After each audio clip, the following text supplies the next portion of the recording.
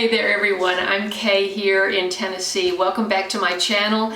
A few people asked me after the garlic harvest how I was drying my garlic. It wasn't in the last video, so I thought I would show you today. You know, drying garlic really depends upon your situation, your space.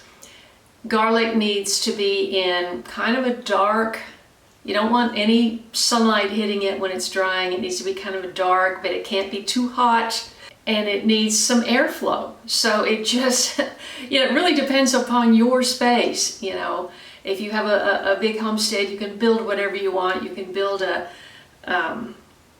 frame with slats to hold the garlic in. But I didn't have that, and I'm not a carpenter. So I happened to see, last year I happened to see a video, and this just worked out great for me. And I want to show you, first I'll show you what I did last year. You can compare it to what happened this year. What was so amazing to me, I'm not one of these wonderful farmers and gardeners that keep track of everything. I plant on this day, I harvest on this day, and you know, you just know these things intrinsically or from experience. I just planted when I got it done, and on Thursday, this past Thursday, I said we're going to get a bunch of rain. It's going to get to the muddy and it may rot.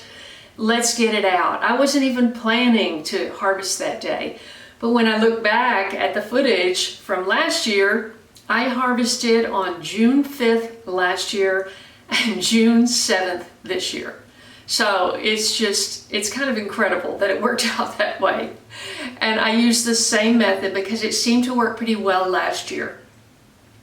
So take a look at last year and we'll roll right into this year.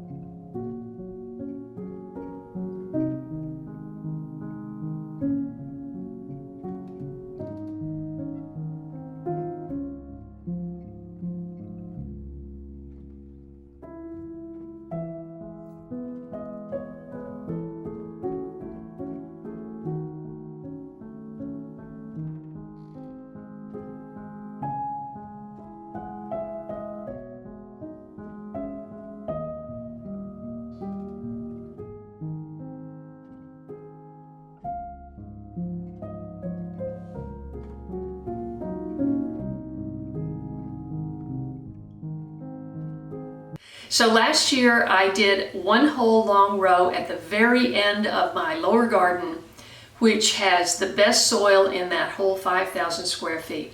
It also runs the risk of being washed out because it's the low end, and if we get a lot of rains, and there was some washing out last year, and so that was an issue. So this year I moved it up into the garden where I had flower corn last year, and it was better protected, and so I didn't have that, and better mulched, and I didn't have that problem. You know, when we were harvesting on Thursday, Chase and I, my young helper, it seemed like it was a much bigger harvest than last year. But when I compared it on the rack, it was about the same. However, the individual heads of garlic, I think overall, are bigger this year. I met a young family farmer about a month ago, and his garlic looked fantastic. I mean, I was stunned. I said, what did you do? How did you? And he said that he, you know, first of all, he started with really good cloves that he ordered out of Kentucky. And he said all of the cloves were huge to start with. And they had told him, to be successful, you need your garlic 1 foot apart and no weeds, which means you have to really, really mulch. even if you put that much hay, the weeds are going to grow right through it. They did twice on me this year. So finally, after the last weeding, we put down paper in between. I ran out of paper and we put hay along the sides. And so that took care of the weeds for this season. So what I'm noticing is just in this, today's Monday, so that's Thursday, Friday, Saturday, Sunday, Monday. Just in those 5 days, the cloves are starting to really be noticeable. You know, when you first pull the garlic out, it's just kind of a big round ball, like a little baseball. And you think, you know, what do the cloves look like in there?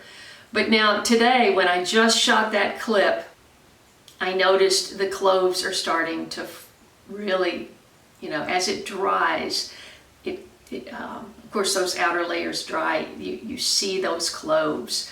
So it's very exciting. Now I will say, last year I pulled it out, you know, it seemed very dry to me.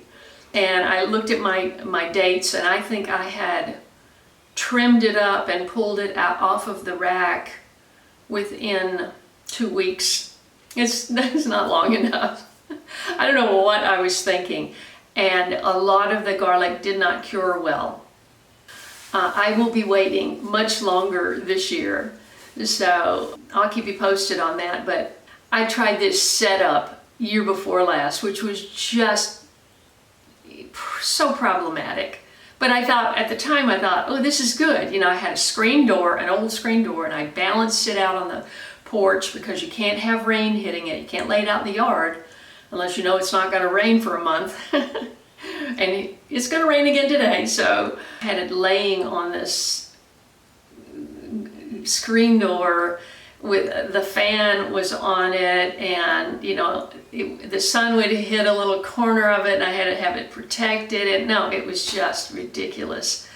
But if you've got one of those rolling racks, or you could get one, they're not that expensive. I think I got mine for like 79 bucks on Amazon.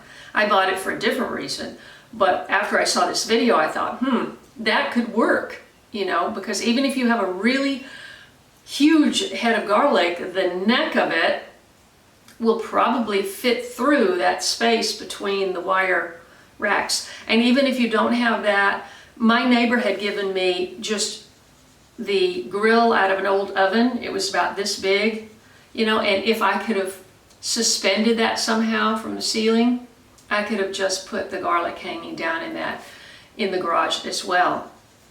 Now I have a shop building, but it gets really hot in there. And I tried drying it in there 3 or 4 years ago, and it just, you know, it almost disintegrated. So you have to be careful. It can't be too hot. It can't get light. It's got to have some airflow. So this is working out really well for me because the garage is mostly dark. I mean, not dark. I have windows in there, but the sun is indirect. It's never direct coming in the windows. Of course, you've got all of sunset to sunrise where it's dark in there, so with the cats. But boy, is it intoxicating. I walk into the garage, it's like, whoa, I feel like I'm in an Italian restaurant. It's incredible. So my mouth is watering all the time. Can't wait.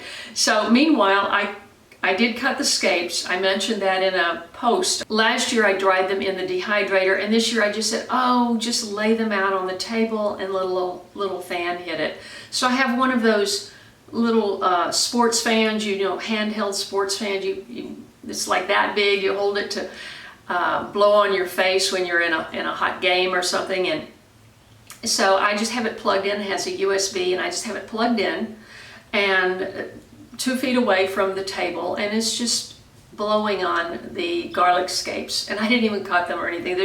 I just separated them out on a table, and they're just drying that way. Then I will grind them up, and I'll make my Kaye's garlic seasoning like I did last year. So I hope that was helpful, and if it is, please leave me a comment. Don't forget to subscribe, hit the bell for notifications, scroll down and click all if you don't want to miss an episode. And there's just no telling what I'll be talking about. So I'll see you in the next video.